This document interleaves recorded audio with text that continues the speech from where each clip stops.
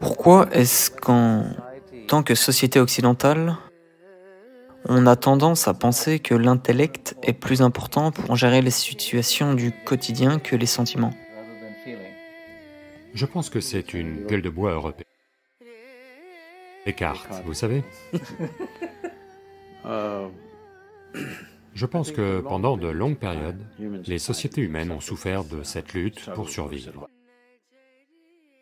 Quand vous voulez survivre, votre capacité à discerner est la qualité la plus importante. Autrement, vous ne survivez pas. Jusqu'à ce qu'on crée le genre de société où tout le monde peut survivre, cela ne peut pas s'apaiser. Donc c'est la raison pour laquelle les sociétés orientales n'ont pas autant misé sur l'intellect, mais sur l'intelligence. Il y a une nette différence, parce que probablement qu'en anglais, il n'y a pas de mots pour décrire les différents aspects de l'intelligence. En sanskrit, il y a au moins 8 dimensions de votre intelligence. Donc l'intellect n'est que l'une d'entre elles. L'intellect est très utile pour le processus de survie, parce qu'il vous donne la capacité de discerner. Si vous permettez à votre intellect d'explorer n'importe quoi, disons que vous voulez connaître cette fleur à travers votre intellect, vous verrez, la seule chose que vous allez faire, c'est la découper pour essayer de la connaître. La dissection est la voie de l'intellect. Donc si vous voulez connaître votre mère, s'il vous plaît, ne la disséquez pas, ok?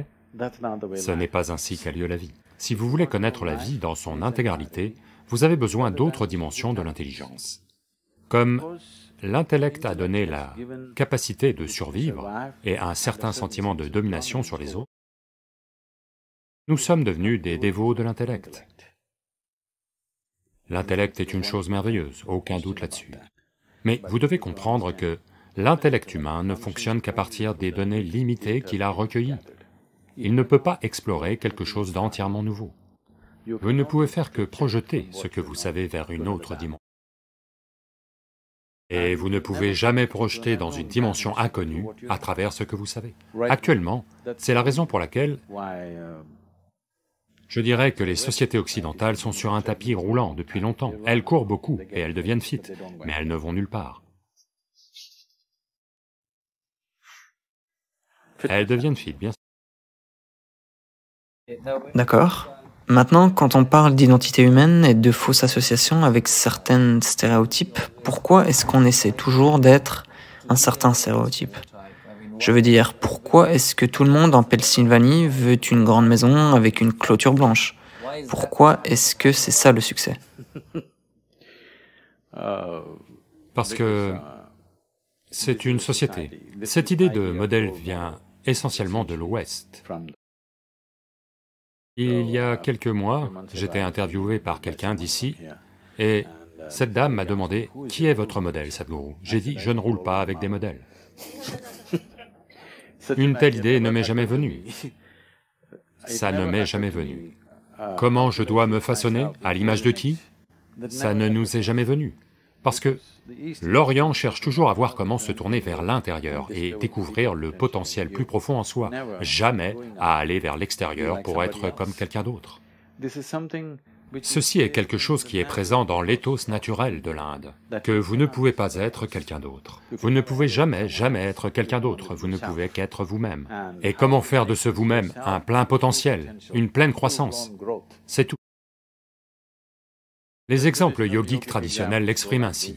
Si un manguier regarde un cocotier et se dit que le cocotier est plus grand et aspire à devenir un cocotier, il deviendra un manguier sans valeur.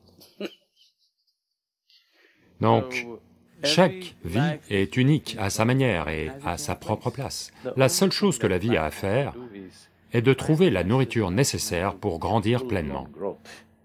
Si vous devenez un vous-même pleinement épanoui, c'est tout ce que vous pouvez faire, autrement vous allez devenir prétentieux. Donc le problème c'est que, une fois que vous vous fiez à votre intellect, ces deux choses sont très liées. Une fois que vous vous fiez à votre intellect, vous aurez tout un tas d'informations, mais vous ne savez rien. C'est l'éducation moderne. vous avez tout un tas d'informations avec vous, tout le monde débite ce que... Dans un dîner, vous pouvez voir les gens donner la distance exacte entre la planète Terre et, vous savez, la planète Mars et tout, mais en quoi est-ce pertinent? C'est juste que vous pouvez amasser des informations comme ça. Quand vous avez des informations, vous avez la fausse impression de tout savoir. Et vous ne savez rien. Ça peut vous être utile sur les marchés financiers d'avoir des informations, mais avec la vie, ce n'est pas de l'information qu'il faut. Ce qui compte, c'est la profondeur des parts que vous avez dans la vie. Vous avez besoin d'adhérence à la vie, de faire l'expérience de la vie. Vous ne pouvez pas la connaître. Si vous lisez un livre et pensez connaître la vie, ou si vous comprenez quelque chose dans votre tête et que vous pensez la connaître, non. Vous devez en faire l'expérience. La profondeur de votre expérience est ce qui fait cette vie. Donc, si vous suivez l'intellect, l'imitation est un processus naturel, et c'est comme ça que les modèles arrivent. Je peux vous raconter une histoire? Je vous en prie. Je demande toujours votre permission, parce que dès que je commence, il était une fois, beaucoup de gens pensent que c'est l'heure d'aller au lit. Vous savez, c'est la seule fois où quelqu'un leur a raconté une histoire. Donc cela s'est passé au début du XXe siècle, en 1910. Il y avait un homme qui s'appelait Topiwala. Topiwala veut dire vendeur de chapeaux. Vous savez, le nom des gens renseigne parfois sur leur métier. Donc, il va de village en village, de ville en ville, à vendre des chapeaux, dans la chaleur tropicale. Un après-midi, il se sent fatigué et il va s'asseoir sous un arbre. Ouvre son maigre repas, mange et s'assoupit. Peu de temps après, il ouvre les yeux et, à sa grande horreur, tous les chapeaux ont disparu. Il cherche partout, pas de chapeaux. Quand vous faites tout ce qui est possible et que vous ne savez plus quoi faire d'autre, les gens prient. Donc il lève les yeux pour prier, et il voit une bande de singes assis là, tous avec un chapeau. Alors il leur crie dessus, il lui crie dessus en retour. Il les insulte, il l'insulte dans leur propre langue. Il ramasse tout ce qu'il peut et le leur jette dessus. Ils ramassent tout ce qu'ils peuvent et lui jettent dessus.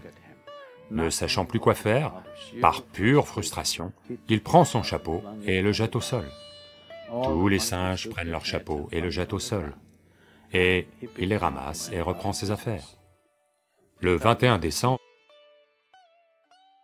2013, un autre homme se promenait en vendant des chapeaux. Il se trouve que lui aussi s'appelle Topiwala.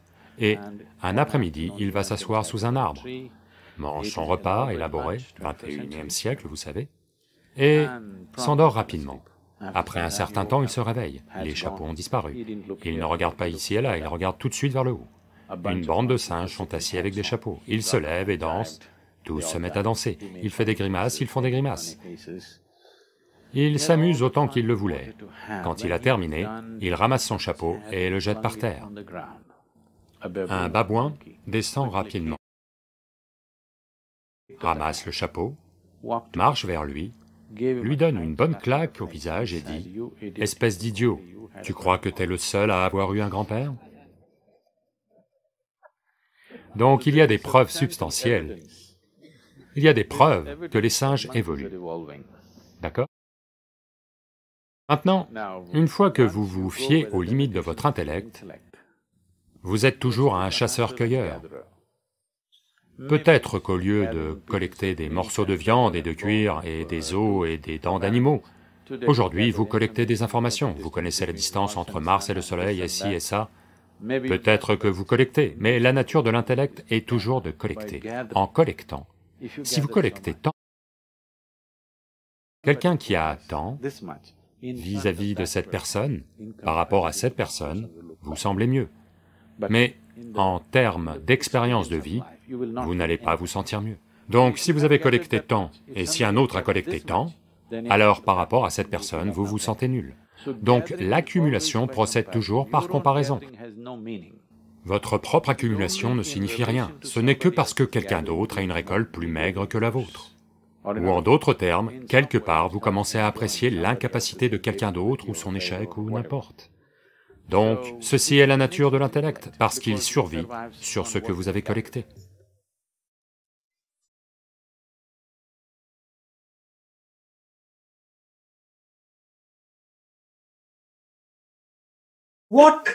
Quelle est, selon vous, la cause fondamentale des troubles mentaux?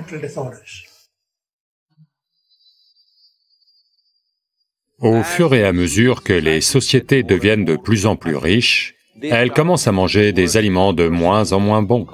Les facultés cognitives vont lentement diminuer.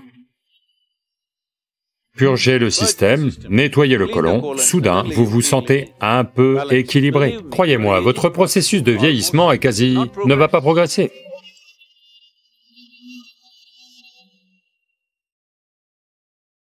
Donc Sadhguru, quelle est, selon vous, la cause fondamentale des troubles mentaux?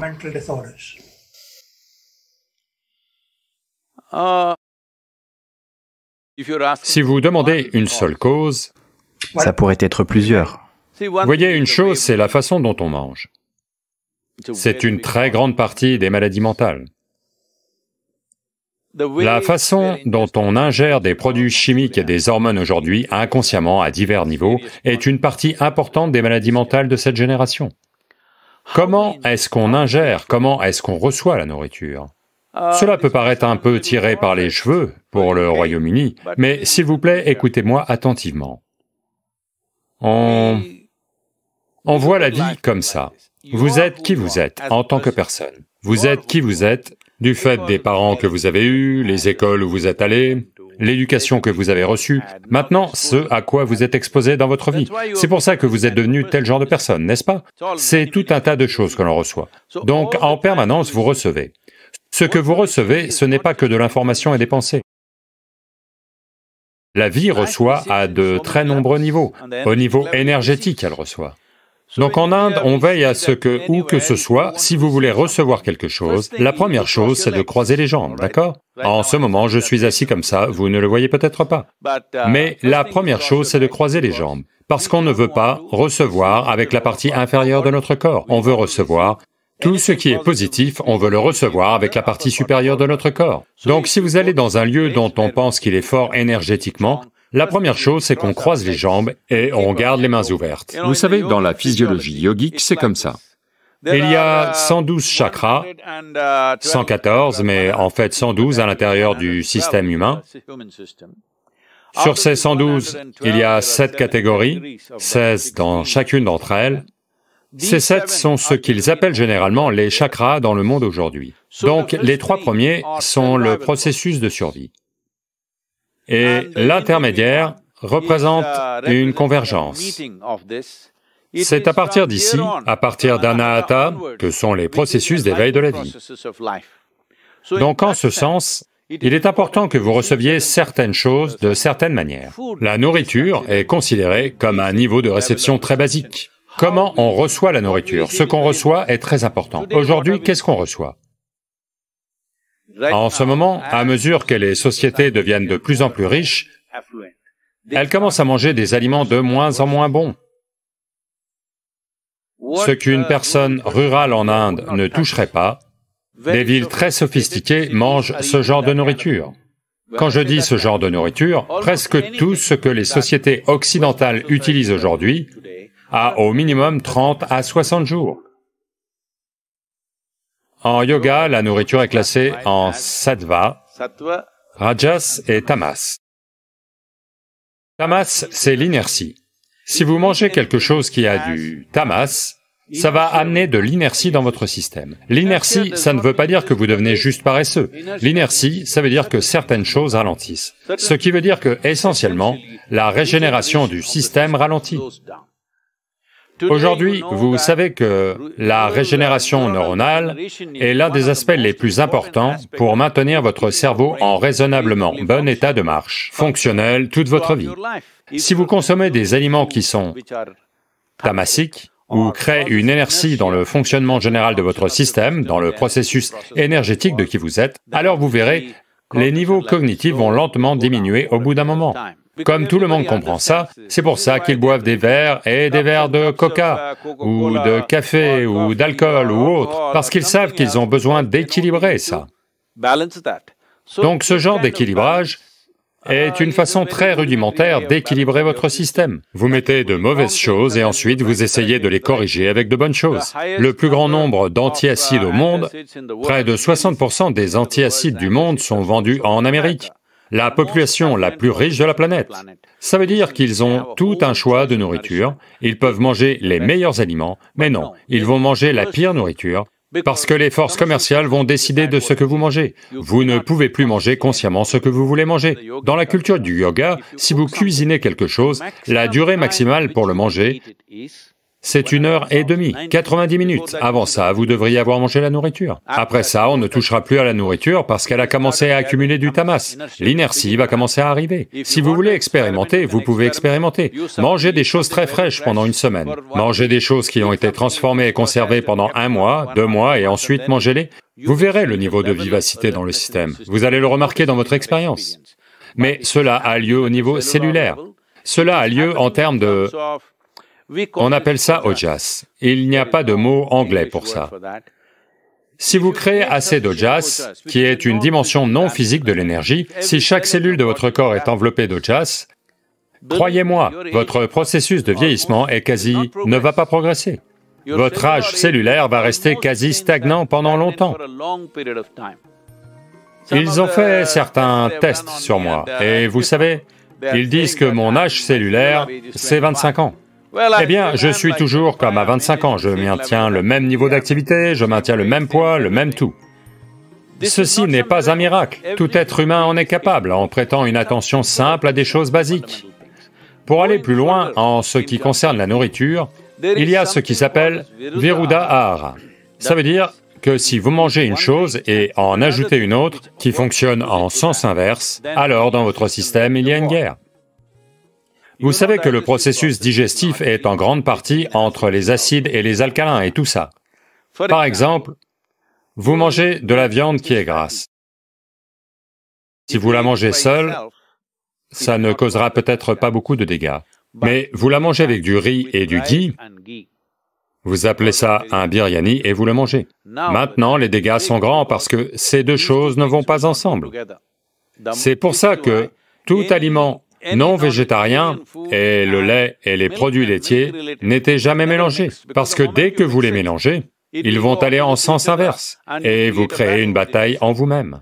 Dans la culture yogique, la nourriture ne doit pas rester dans votre estomac plus de 2h30. En 2h30, elle doit être sortie. Vous devez sentir que vous avez l'estomac vide. Il n'y aura pas de faim, l'estomac sera vide, et ça c'est bien. On veut que notre estomac soit toujours vide, parce que dans un estomac vide, tout marche bien. Et la santé du côlon est quelque chose qui est complètement négligé aujourd'hui.